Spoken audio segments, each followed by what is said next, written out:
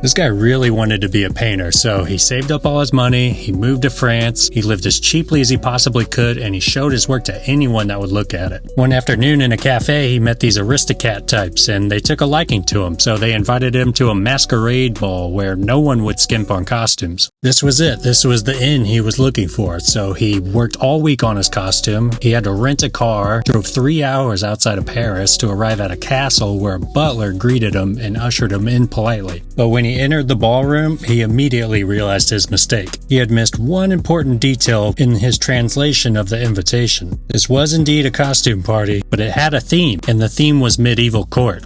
The young painter was dressed as a lobster. All around him, the wealthiest and most beautiful people in Europe were dressed in elaborate period gowns. He wanted to run away, but he remembered what all those years as a painter had taught him, to have the courage to be vulnerable and absurd. He moved into the crowd and silence fell. Finally, someone asked him what he was. He bowed his head and announced, "I'm the court lobster."